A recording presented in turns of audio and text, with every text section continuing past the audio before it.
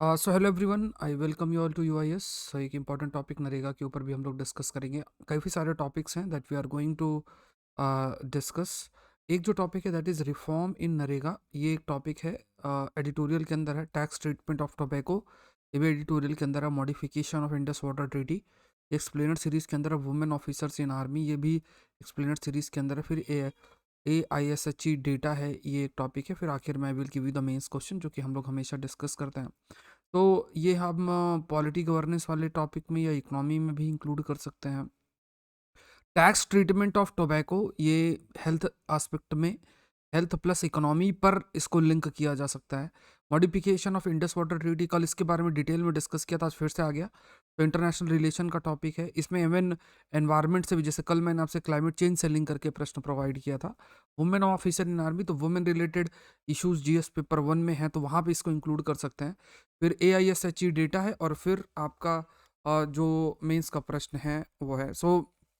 आपका जो मेंस का प्रश्न है, this is the mains question. Explain the role of judiciary in women empowerment, महिला सशक्तिकरण में न्यायपालिका की भूमिका आपको बतानी है। तो इसको आपको 10 मार्क्स के अंदर you have to write it down. देखो, जुडिशरी आप जीएस पेपर 2 में आप पढ़ते हैं। वुमेन एम्पावरमेंट वाला जो टॉपिक है वो आप जीएस पेपर 1 के अंदर पढ़ते हैं। तो दोनों को लिंक करके जो प्रश्न है वो आपके लिए फ्रेम किया गया है, तो आप गो थ्रू हो जाए।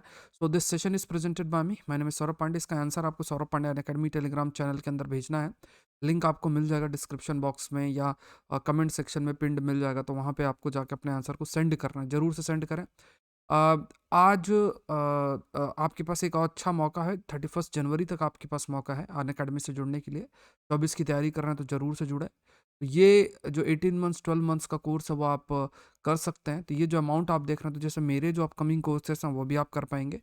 हिस्ट्री, ज्योग्राफी, इकोनॉमी, पॉलिटी, जितने सब्जेक्ट्स पढ़ने हैं सबकी लाइव क्लासेस है। देखो, ये कॉम्बो जो देख रहे हो, इसमें आपको ऑप्शनल भी साथ में ही अवेलेबल है। ठीक है, ऑप्शनल भी इंक्लूडेड है, प्लस सारे जनरल स्टडीज़ के प्रीलिम्स मेंस के सब्जेक्ट्स इंक्लूडेड है। तो बहुत अच्छी अपॉर्चुनिटी है आपके लिए, वो मिस नहीं करना चाहिए।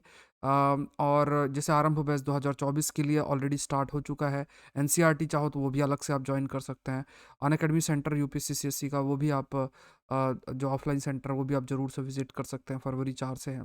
तो देखो, कैसे ज्वाइन करना है, आपको लिंक डिस्क्रिप्शन बॉक्स में मिल जाएगा, या फिर यूपीएससी सीएससी unacademy.com में जाओ, यूपीएससी सीएससी सेलेक्ट करो और कोड डाल दो SPLIV और ज्वाइन कर सकते हैं। So let's start with the first topic, that is MNREGA, या फिर नरेगा शब्द भी इस्तेमाल करते हैं रूरल एरियाज के अंदर।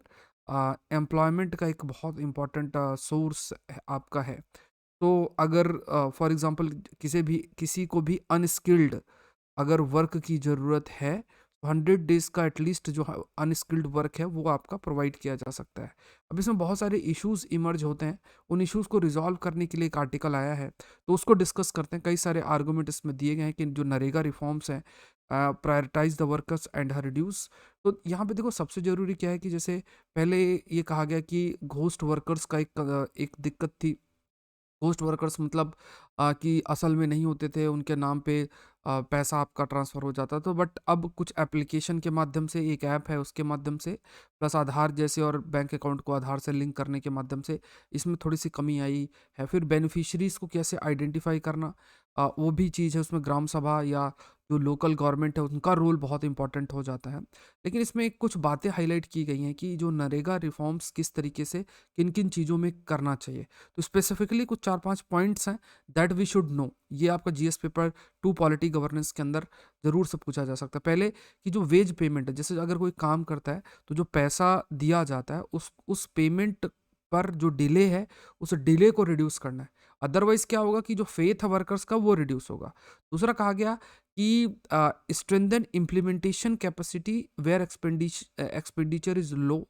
तो यहाँ पे कहा गया कि जैसे कई बार क्या है कि जैसे कोई एक एरिया है, जैसे डिफरेंट डिफरेंट एरियाज हैं, वहाँ पे आप नरेगा स्कीम को इम्प्लीमेंट कर रहे हैं। किसी जगह पे आप इम्प्लीमेंट कर रहे हैं, किसी जगह में उसके इम्प्लीमेंटेशन को रिड्यूस कर रहे हैं। उसमें एक जो क्राइटेरिया आपने रखा है वो क्या है कि कहीं पे एम्प्लॉयमेंट जनरेशन अगर हाई है तो नरेगा के लेवल को रिड्यूस कर देंगे। तो इस चीज़ को देखना है कि हम कहाँ पे अपने एक्सपेंडिचर को कम कर रहे हैं।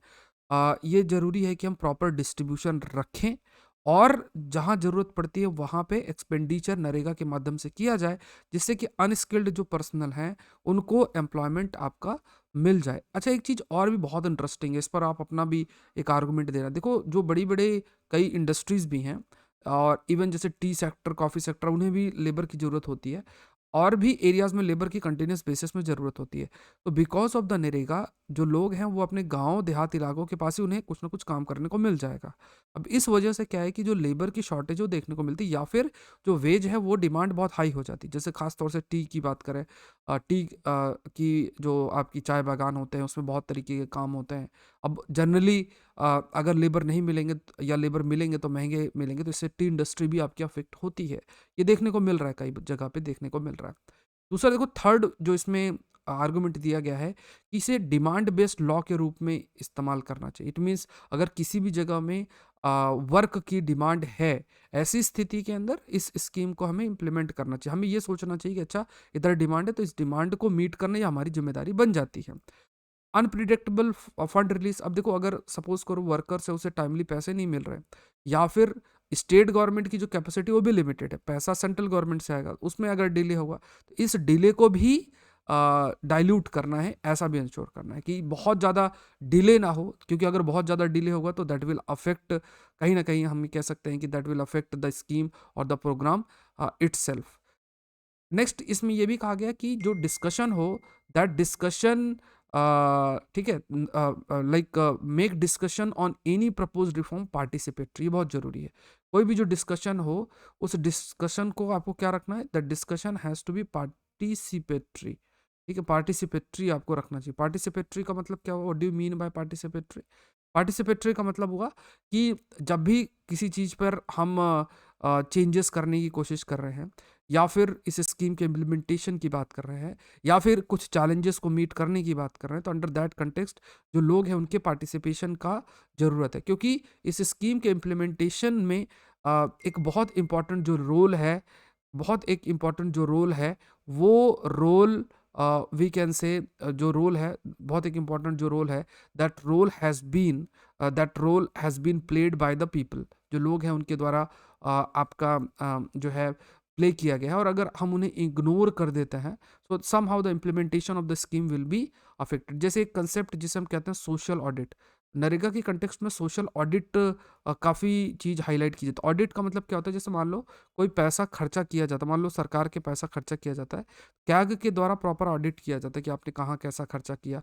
तो कैग जो है, कंप्ट्रोलर एंड ऑडिटर जनरल, वो सारी चीज़ें देखेगा और फिर किस प्रकार से एक्सपेंडिचर है उस पर ध्यान जाता है। लेकिन क्या है कि सोशल ऑडिट का मतलब क्या है कि जो बेनिफिशियरीज, जैसे नरेगा के बेनिफिशियरी जो वर्कर्स हैं, they will also participate in the process of auditing. इससे ये पता चलेगा कि कोई भी स्कीम किस प्रकार से इम्प्लीमेंट हो रही है, क्या वो सही तरीके से वो स्कीम इम्प्लीमेंट हो रही है कि नहीं हो रही है। अगर सही तरीके से इम्प्लीमेंट हो रही है तो और क्या क्या इंप्रूवमेंट हो सकता है। तो लोगों का भागीदारी बहुत मैटर करती है।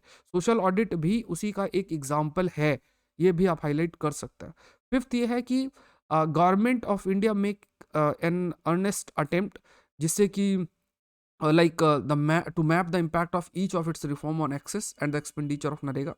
खास तौर से ये कहा गया कि भारत सरकार को क्या करना चाहिए, जैसे जो ऐसे स्टेट्स हैं जिनकी जीडीपी इतनी अच्छी नहीं है, इकोनॉमिकली इतने एडवांस नहीं हुए हैं, अब ऐसे स्टेट्स में अगर आप स्कीम्स को इम्प्लीमेंट कर रहे हो, तो जो स्कीम्स आप इम्प्लीमेंट कर रहे हो उसको मैप करना। मैप करने का मतलब क्या हुआ, ये देखना जो स्कीम्स हैं उन स्कीम्स को मैप करना और ये देखना कि किस लेवल तक स्कीम्स का इम्प्लीमेंटेशन हुआ है।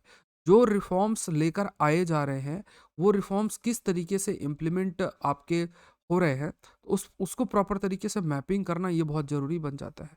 उनको किस तरीके से हम उन इन स्कीम्स को इम्प्लीमेंट कर रहे हैं, रिफॉर्म सही से हो रहे हैं कि नहीं हो रहे हैं, तो उसको प्रॉपर मैपिंग करना ये भी इंश्योर करने की जिम्मेदारी सरकार की बन जाती है। नेक्स्ट टॉपिक है टोबैको। देखो, टोबैको का कंजम्पशन बहुत तेज़ी से इंक्रीज़ हो रहा है और साथ में जैसे टोबैको के डिफरेंट डिफरेंट प्रोडक्ट्स हैं, चाहे वो बीड़ी हो गया, सिगरेट हो गया, ऐसे बहुत सारी चीज़ें हैं। साथ में ये भी देखने की ज़रूरत है कि इसके हेल्थ इश्यूज़ हैं। कई डेटा कहते हैं कि लगभग दिन में 3,500 लोगों की डेथ होती है because of the tobacco product. तो इसको, इसके कंजम्पशन को कम करना एक जिम्मेदारी बन जाती है। तो टोबैको की बात करें तो ये टॉपिक आपका हेल्थ से रिलेटेड है, तो इन्होंने कुछ रिफॉर्म्स सजेस्ट किए हैं। वो रिफॉर्म्स देखते हैं कि किस तरीके से जो टोबैको प्रोडक्ट्स हैं, उन टोबैको प्रोडक्ट्स की अगर बात किया जाए, तो अगर प्रॉपर टैक्सेशन की स्कीम अगर हम फॉलो करते हैं, तो कहीं ना कहीं जो टोबैको प्रोडक्ट का कंजम्पशन है वो हमारा रिड्यूस हो सकता है। तो 2017 में जो इकोनॉमिक बर्डन है हेल्थ केयर एक्सपेंसेस का, जैसे देखो क्या है कि टोबैको है, अब टोबैको को अगर बेचा जाता है, टोबैको बेस्ड प्रोडक्ट को आप बेचते हो, तो कमाई कितनी है as per the data, that is 537.5 billion. लेकिन अगर टोबैको कंजम्पशन की वजह से जो एक हेल्थ रिलेटेड सरकार का एक्सपेंस है, वो लगभग इतना है 2340 बिलियन, जो कि जितना कमा रहे हो उससे कहीं ज़्यादा है। लाइक 1.4% ऑफ द जीडीपी आपका कंज्यूम हो रहा है because of the health care. जो एक्सपेंसेस हैं इमर्ज होते हैं because of the consumption of the tobacco product. ये देखना जरूरी बन जाता है कि किस प्रकार से इंडिया का जो average annual tobacco tax revenue है वो कंपेरेटिवली कम है, अगर हम उसे कंपेयर करें हेल्थ केयर एक्सपेंसेस से जो कि इमर्ज होता है। तो गवर्नमेंट का जो गोल है कि हम 5 ट्रिलियन इकोनॉमी तक रीच करें। अब अगर हमें 5 ट्रिलियन इकोनॉमी तक रीच करना है, तो ये जो खर्चा है इसको भी थोड़ा कम करना पड़ेगा, हेल्थ केयर एक्सपेंसेस जो आपके इमर्ज हो रहे हैं। साथ में ये भी कहा गया कि जो टोबैको प्रोडक्ट है, अगर उनकी अफोर्डेबिलिटी बढ़ती चली जाएगी, बहुत आसानी से टोबैको प्रोडक्ट को लोग एक्सेस कर सकते हैं, तो उसका कंजम्पशन तेजी से बढ़ता जाएगा। और अगर कंजम्पशन तेजी से बढ़ेगा तो हेल्थ रिलेटेड कई प्रकार के जो इश्यूज वो है इमर्ज होंगे। लगभग 3500 डेथ होती है इंडिया में हर साल, जो कि ह्यूमन कैपिटल, लोगों को, जीडीपी ग्रोथ, ये सब चीज़ों को अफेक्ट होता है नेगेटिव वे में। क्योंकि देखो वही लोग हैं, अगर उनकी डेथ हो रही है, they will act as a labour, skilled force, या किसी एक अच्छी पोजीशन में कोई है, but because of the tobacco consumption इस प्रकार के हेल्थ इश्यूज फेस करने पड़ते हैं, बहुत सारे लोगों की डेथ होती है। तो एक जो स्किल्ड मैन पावर या मैन पावर, उसका भी हमें लॉस होता है, जो ह्यूमन कैपिटल उसका भी लॉस होता है, जीडीपी का भी लॉस होता है, क्योंकि एक तो पैसा भी खर्च हो रहा है, साथ में जो एक प्रोडक्टिविटी है, जो लोग जिनकी डेथ हो रही है, जिनका हेल्थ अफेक्ट हो रहा है because of the consumption of the tobacco product, तो अगर वो कंज्यूम नहीं करेंगे तो वो ज़्यादा पार्टिसिपेट कर सकते हैं इंडियन इकोनॉमिक एक्टिविटीज़ के, आर्थिक एक्टिविटी में वो पार्टिसिपेट कर सकते हैं, बट अभी नहीं कर पाएंगे बिकॉज ऑफ द डेथ, उनके डेथ हो रही है या फिर हेल्थ इश्यूज उनको फेस करने पड़े। अब एक इशू हाईलाइट किया गया है कि आप जो टैक्स इम्पोज कर रहे हो वो है दैट इज एडवोलरम टैक्स। एडवोलरम टैक्स क्या होता है? ये टैक्स ऐसा होता है कि किसी के वैल्यू पे लगाई जाती है। जैसे मान लो कोई 10 रुपीज़ का, तो उसके हिसाब से ही टैक्स लगाया जाता है, मतलब जो मॉनेटरी वैल्यू है टैक्स आइटम के, उस बेसिस पर इस टैक्स को इम्पोज किया जाता है। लेकिन दूसरे देशों में स्पेसिफिक टैक्स लगाए, जैसे ऐसे ऐसे टैक्स लगाए गए जिससे कि टोबैको प्रोडक्ट बहुत ज़्यादा हो गया। जैसे प्री जीएसटी सिस्टम में टैक्सेशन ज़्यादा था, जीएसटी के बाद से टैक्सेशन कम हो गया है टोबैको प्रोडक्ट पे। तो ये इसको थोड़ा सा स्ट्रीमलाइन करने का ज़रूरत है, क्योंकि जो या लार्ज डिस्क्रिपेंसी एग्जिस्ट करती है टैक्सेशन की टोबैको प्रोडक्ट की, कि बीडीज़ में डिफरेंट तरीके से, उसके बाद सिगरेट में अलग तरीके से, जैसे अलग अलग लेवल पे देखा जाए, तो अगर कंटिन्यूस बेसिस में टैक्सेशन जो टोबैको प्रोडक्ट का है वो अगर कंटिन्यूस बेसिस में उसमें डिस्क्रिपेंसी है, तो कहीं ना कहीं अगर टैक्सेशन किसी प्रोडक्ट में, मान लो बीडी है, स्मोकलेस टोबैको है, अगर आप लो टैक्स कर रहे हो तो इनका कंजम्पशन बढ़ जाएगा। तो यहाँ पे ये देखना जरूरी है कि किस तरीके से ये जो डिस्क्रिपेंसी है टैक्सेशन की टोबैको प्रोडक्ट से रिलेटेड, उस डिस्क्रिपेंसी को ख़त्म किया जाए, इस डायरेक्शन पे काम करने का ज़रूरत है। मेन जो प्रिंसिपल फॉलो करना चाहिए वो क्या है? सिर्फ पब्लिक हेल्थ, कि अगर कोई इस टोबैको प्रोडक्ट को कंज्यूम करता है तो इसका इम्पैक्ट पब्लिक हेल्थ पर क्या पड़ेगा, यही एक कंसिडरेशन होना चाहिए, बाकी कोई कंसिडरेशन नहीं होना चाहिए। ये देखो, एक बात बोली गई कि आपको 5 ट्रिलियन इकोनॉमी बनना है, टोबैको प्रोडक्ट के ओवर कंजम्पशन की वजह से आपका ह्यूमन कैपिटल का लॉस हो रहा है, आपको जीडीपी का लॉस हो रहा है, ये सब चीज़ें देखने को मिल रही है। तो आपको क्या है कि इसके अफोर्डेबिलिटी फैक्टर को आपको जो है रिड्यूस करना है। अगर हम उस अफोर्डेबिलिटी फैक्टर को रिड्यूस कर देंगे, तो कहीं ना कहीं इसका बेनिफिट होगा कि लोगों जो कंज्यूम करते हैं टोबैको प्रोडक्ट को वो कम करेंगे। जैसे मान लो 28% जीएसटी लगा दी, जो कि ह्यूज अमाउंट होगा, तो हो सकता है इससे क्या होगा कि जो प्रोडक्ट है या टोबैको प्रोडक्ट है उसका प्राइस बढ़ जाएगा, और इससे कंजम्पशन जो है वो रिड्यूस हो सकता है। इवन बहुत सारी जो स्मोकलेस टोबैको है, बीडी मैन्युफैक्चरर्स हैं, वो इनफॉर्मल सेक्टर पे काम करते हैं, छोटे छोटे कारखाने टाइप बने हुए स्मॉल बिजनेस हैं, तो वो सेट है। तो अब इसमें ये भी रहता है कि अगर आप बहुत टैक्सेशन कर दिए तो उससे बहुत सारे लोग जो उस सेक्टर में काम कर रहे हैं उनकी नौकरियां चली जाएंगी, ये सब पॉसिबिलिटी है। तो पब्लिक हेल्थ रैशनल, ये सबसे ज़्यादा जरूरी, ये सब एक एक तरीके से एक थिंकिंग हो सकती है कि अगर हमने हटा दिया पूरे तरीके से तो फिर इनका क्या होगा, ये स्मॉल बिजनेसेस का क्या होगा, या वो जो लोग उसमें रोजगार ले रहे हैं उनका क्या होगा, ये मन में आ सकता है। तो ऐसी स्थिति में सबसे बड़ा जो रैशनल या हमें जो एक रीज़न माइंड के अंदर रखना है वो है पब्लिक हेल्थ रैशनल, मतलब कि अगर हम ये कदम उठा रहे हैं इसका इम्पैक्ट पब्लिक हेल्थ पर क्या पड़ेगा, पूरा जो हेल्थ एस्पेक्ट है उस पर क्या इम्पैक्ट इसका पड़ने वाला है। ठीक है, so let's move to the next topic, Indus water treaty के बारे में। देखो, वाटर एक बहुत इंपॉर्टेंट चीज़ है, अब वाटर तो बाउंड्रीज नहीं जानता, बट हमने बाउंड्रीज बना रखी है इंडिया, पाकिस्तान, चाइना, इस तरीके से अलग अलग देश अपना अपना है। अब जैसे चाइना से ब्रह्मपुत्र भी ओरिजिनेट होती है, इंडस भी ओरिजिनेट होती है, फिर पाकिस्तान में जाती है। तो अब ऐसी स्थिति में अगर कोई ट्रीटी नहीं होगी, if there is no treaty, ऐसी स्थिति में देर इज़ हाई पॉसिबिलिटी कि कई प्रकार के डिस्प्यूट भी है वो आपके अराइज होते चले जाते। यहाँ पे इंडिया और पाकिस्तान के बीच में ऑलरेडी एक ट्रीटी है जिसे हम इंडस वाटर ट्रीटी कहते हैं। तो इंडिया ने कहा कि इसको मॉडिफाई करने की जरूरत है बहुत तरीके से। जिस तरीके से देखो, पहला तो एक बहुत बड़ा रीज़न ये कहा गया कि जो कंटिन्यूस बेसिस में पाकिस्तान अपना स्टैंड चेंज करता रहता है, कभी कहीं शिकायत कर दी, कभी कहीं शिकायत कर दी। प्रोजेक्ट में हॉल्ट करने का एक प्रोजेक्ट था, उसमें शेलिंग कर दी, मतलब उसमें एक प्रकार से हमला टाइप करवा दिया। तो इस तरीके की स्थिति में इंडिया ने भी कहा कि इंडस वाटर जो ट्रीटी है उस पर मॉडिफिकेशन की जरूरत है। क्लाइमेट चेंज एक बड़ा आस्पेक्ट बन जाता है, ठीक है, क्लाइमेट चेंज। अच्छा, प्रीलिम्स बूस्टर सीरीज का टॉपिक ऑलरेडी अपलोडेड, देखो इसको गो थ्रू आपको होना है, ठीक है। तो प्रीलिम्स में Indian Express, PIB, down to earth, जितने सब पेपर्स आते हैं अलग अलग सोर्सेस में, जो प्रीलिम्स के टॉपिक्स हैं वो कवर है। 7 बजे आपका लाइव हो जाता है, टॉपिक आपका मंडे टू फ्राइडे हम लोग भी डिस्कस, ठीक है। बस आप हिंदू को अच्छे से कवर करो, मंडे टू फ्राइडे ये कवर करो, काफ़ी सारी चीज़ें आपके अपने आप कंप्लीट हो जाएंगी। मेंस का क्वेश्चन मैं आपको प्रोवाइड ही कर रहा हूँ। अब देखो, what are the some of its key provisions क्या है। देखो, इंडस रिवर बेसिन में 6 रिवर्स हैं, एक इंडस है, झेलम है, चेनाब है, रावी, ब्यास, सतलज। तो ये देखो ICJ ऐसे याद रखो, इंडस, चेनाब और झेलम, इसमें जो इसको एलोकेट किया गया है that is to the Pakistan. और रावी, ब्यास और सतलज है, इसको एलोकेट आपका इंडिया की तरफ किया गया। तो ये ट्रीटी प्रेस्क्राइब करती है किस तरीके से वाटर इन 6 रिवर से शेयर किया जा सके इंडिया और पाकिस्तान के बीच में। और 3 जो वेस्टर्न रिवर्स हैं, इंडस, चेनाब और झेलम, ये पाकिस्तान को कि वो फॉर अनरिस्ट्रिक्टेड यूज़, कुछ कंजम्प्ट मतलब कुछ लेवल पे इंडिया इस्तेमाल कर सकता है पानी का, चाहे कृषि के लिए या डोमेस्टिक यूज़ के लिए, ये इन पर्पस के लिए इस्तेमाल कर सकता है। 3 ईस्टर्न रिवर्स है, रावी, ब्यास और सतलज, ये एलोकेट किया गया था इंडिया को, अनरिस्ट्रिक्टेड यूज़ किया गया था। और दोनों कंट्रीज़ हैं, दोनों कंट्रीज़ ने ये भी डिसाइड किया कि एक परमानेंट इंडस कमीशन होगी। परमानेंट इंडस कमीशन में दोनों देश के रिप्रेजेंटेटिव होंगे और वो ये देखेंगे क्या पूरे तरीके से जो ट्रीटी है वो ट्रीटी सही से इंप्लीमेंट हो रही है, और कैसे अगर किसी प्रकार का कन्फ्लिक्ट एग्जिस्ट करता है उस कन्फ्लिक्ट को कैसे दूर किया जाए। एनेक्सर जो डी है इंडस वाटर ट्रीटी का, ये भी अलाउ करता है कि India run of river project बना सकता है। अब देखो, रन ऑफ रिवर प्रोजेक्ट का मतलब क्या हो, जैसे मान लो ये रिवर का पानी जैसे जा रहा है, एक तो आप पानी को स्टोर करोगे, डैम बनाओगे, फिर इलेक्ट्रिसिटी प्रोड्यूस करोगे। रन ऑफ रिवर का मतलब रिवर के नेचुरल जो फ्लो है उस चीज़ का इस्तेमाल करके फिर आप इलेक्ट्रिसिटी प्रोड्यूस कर रहे हो, तो इसे ऐसे इसको हम रन ऑफ रिवर प्रोजेक्ट कहते हैं। तो ये इंडिया डेवलप कर सकता है as per the annexure 8 of the Indus water treaty, ये चीज़ अलाउड है। ट्रीटी अलाउ करती है पाकिस्तान को कि वो ऑब्जेक्शन रेज कर सकता है अगर किसी प्रोजेक्ट है, अगर उसको लगता है कि अच्छा ये रूल फॉलो नहीं किया गया, इंडस वाटर ट्रीटी के इस प्रोविजन को फॉलो नहीं किया गया, ऐसी स्थिति में अगर पाकिस्तान को लगता है तो पाकिस्तान जो है इशू रेज कर सकता है, ठीक है। What are the Pakistan objections over Kishan Ganga and Jhelum. तो किशन गंगा जो कि किशन गंगा प्रोजेक्ट है, तो किशन गंगा क्या एक रिवर है जो कि झेलम की ट्रिब्यूटरी है, जम्मू एंड कश्मीर रीजन भी ओरिजिनेट होता है, फिर ये POK का जो रीजन है वहाँ पे चला जाता है। तो इस पर भी उन्होंने जो है इशू रेस किया है।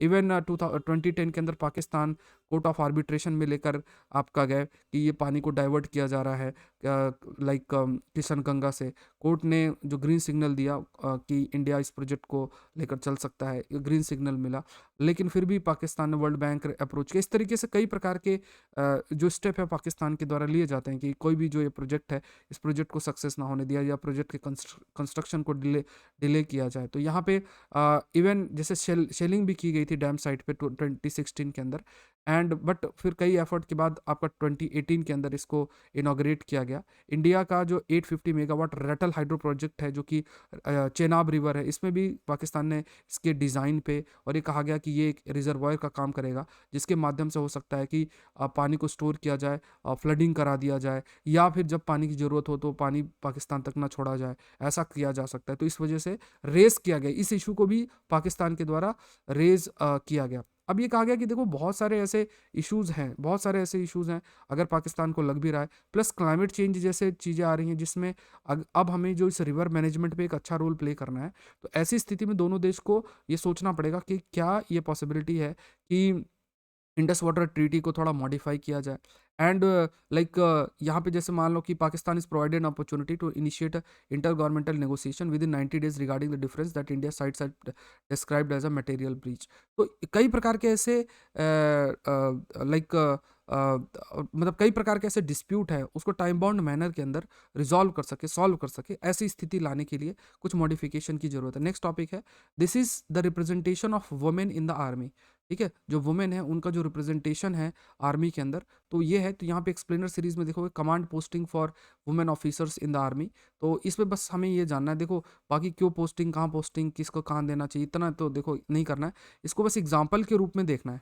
ठीक है, तो एग्जाम्पल के रूप में जैसे वुमेन, जैसे आज का प्रश्न है जुडिशरी का क्या रोल है, क्योंकि जुडिशरी के जजमेंट के बाद ही वुमेन की एंट्री आर्मी के अंदर हुई है, बड़ी बड़ी पोजीशंस पे वो होल्ड कर सकते हैं। तो कैसे उनके पार्टिसिपेशन को बढ़ाया जा सके, है ना, तो इवन कई प्रकार के रूल उनको असाइन किया जा सके। तो आर्मी ने जो प्रोसेस है कि कैसे वुमेन ऑफिसर्स को सेलेक्ट किया जाएगा जिससे कि कई प्रकार की जो असाइनमेंट है उसको कमांड कर सके, कर्नल तक की रैंक तक वो आपका जा सकते हैं। एंड जैसे मेल काउंटर पार्ट है उसके इक्वलेंट, यहाँ पे जेंडर ऐसा डिस्क्रिमिनेशन नहीं है, यहाँ पे स्किल और जो आपका थॉट प्रोसेस है प्लस जो कैपेबिलिटी है उस बेसिस में जो असाइनमेंट किया जाए। मतलब यहाँ पे आप जेंडर बेसिस में नहीं कि मेल काउंटर पार्ट का काम है, ये फीमेल काउंटर पार्ट का काम है। Women officers they are also they can command the assignment, उन्हें भी कई प्रकार के असाइनमेंट बड़े बड़े दिए जाएंगे, उसको कमांड कर सकते हैं, ये चीज़ की गई। तो लैंडमार्क जजमेंट, ये केस आप हमेशा कोट करना, बबीता पूनिया केस फरवरी 2020 में जो ऑनरेबल सुप्रीम कोर्ट ने डायरेक्ट किया था कि जो वुमेन ऑफिसर है आर्मी को उन्हें परमानेंट कमीशन दिया जाए। मतलब पहले शॉर्ट सर्विस कमीशन का वो हिस्सा बन सकती थी, कुछ समय तक नौकरी थी, फिर उन्हें आपका जो है नौकरी करने के बाद आपका जो है उनको फिर रिटायरमेंट मिल जाता था। लेकिन अब परमानेंट कमीशन की वजह से वो लॉन्ग टर्म काम कर सकते हैं, बड़ी बड़ी पोजीशन तक भी जो रीच कर सकते हैं। तो ऑल वुमेन ऑफिसर्स जिन्हें भी परमानेंट कमीशन ग्रांट किया गया है उन्हें स्पेशल ट्रेनिंग दिया जाएगा, और देन जो हायर लीडरशिप कर्नल तक की जो रैंक तक की जो पोजीशन है वो उनको प्रोवाइड की जाएगी। तो इसे एग्जाम्पल के रूप में आप कोट कर सकते हो।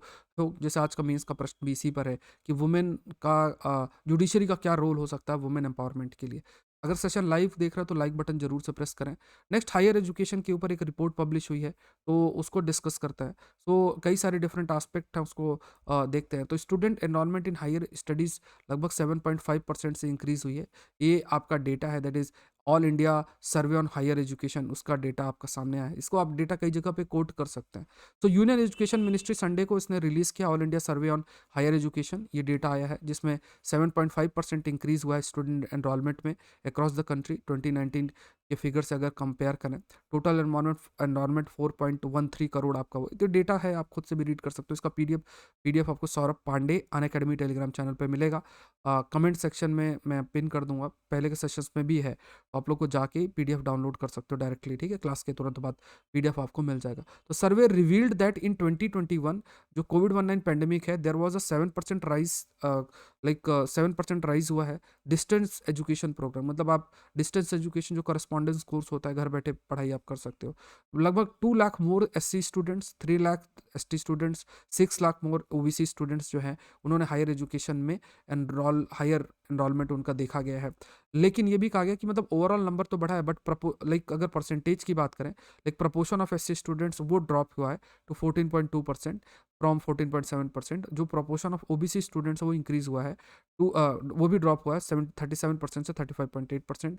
मुस्लिम जो स्टूडेंट्स उनका भी ड्रॉप हुआ है 5.5 से 4.6। अदर माइनॉरिटी में भी 2.3 से 2% हुआ है। तो मतलब ओवरऑल नंबर इंक्रीज हुआ है, बट अब जो हम प्रपोर्शन, जैसे मान लो पूरा नंबर जो इंक्रीज हुआ सभी का मिला के, उसमें अगर प्रपोर्शन देखें कितना परसेंट एससी, कितना एसटी, कितना मुस्लिम्स, कितने दूसरे माइनॉरिटी ग्रुप्स, तो उसमें रिडक्शन देखने को मिला है। नंबर ऑफ स्टूडेंट्स जो पर्सन विद डिसेबिलिटी कैटेगरी है उस पर भी ड्रॉप देखने को मिला है, 92,000 से 79,000 हुआ है। फीमेल एनरोलमेंट वो इंक्रीज हुआ है 49% टोटल एनरोलमेंट से अगर कंपेयर करें, with 4 point like compare to 45%, मतलब 45 से 49% जो है वो आपका इंक्रीज हुआ है। ठीक है, सो अनअकैडमी से आप जरूर से जुड़े। अभी हम लोग मेंस का क्वेश्चन देखते हैं। जनवरी 31 लास्ट डेट है इस ऑफर का। ये जो अमाउंट आप देख रहे हैं, जैसे अगर आप इससे जुड़ो, ये अमाउंट आप देख रहे हो इसमें आपका ऑप्शनल इंक्लूड, जैसे एग्रीकल्चर के लिए आप मेरा कोर्स देख लो, 2 ढाई महीने में हो जाएगा। ठीक है, ऑलरेडी है तो एक तो एग्रीकल्चर का कोर्स देख लो। ठीक है, इसके अलावा आप टॉप एजुकेटर, सारे एजुकेटर के सारे कोर्सेस आप एक्सेस कर सकते हो, मेरे भी कोर्सेस कर सकते हैं, बैच कोर्सेस एक्सेस कर सकते हैं। तो ये 18 मंथ्स का कोर्स है। तो इस कोर्स को जैसे 18 मंथ का ये कोर्स नहीं है, 18 मंथ का पूरा का पूरा प्लेटफॉर्म में जितने भी कोर्सेस आएंगे सब कुछ आप एक्सेस कर सकते हैं। तो ये बहुत अच्छा आपके लिए मौका रहता है, क्योंकि क्लासेस भी लाइव होती हैं। अगर कोई डाउट हो तो एक बटन होती है, उसको प्रेस करो और डायरेक्ट क्लास आप अटेंड कर सकते हो। जैसे बैच करा, मतलब डायरेक्ट आप अपना डाउट पूछ सकते हो। ये बैच कोर्स है जो शुरू हुआ है, सारे सब्जेक्ट्स आपके कवर होंगे। तो यहाँ पे कैसे ज्वाइन करना है, unacademy.com में जाओ, यूपीएससी सीएससी सेलेक्ट करो और SPLIVE कोड डाल के ज्वाइन कर लो। Explain the role of judiciary in women empowerment, ये 10 नंबर में लिखना है। कल जो मैंने आपको क्वेश्चन दिया था तो उसका आंसर बेस्ट जो होगा कम्युनिटी पोस्ट में आपको मिल जाएगा, तो देख लेना, उससे सीखने का प्रयास करो और आगे बढ़ो। सो अनअकैडमी से जुड़ने के लिए use the code SPLIV, unacademy.com, UPSC CSC select करो, SPLIV कोड डाल के ज्वाइन आपको करना है। सो आज के लिए इतना ही। आई होप ये सेशन आपके लिए हेल्पफुल रहा होगा। Thank you everyone, thank you.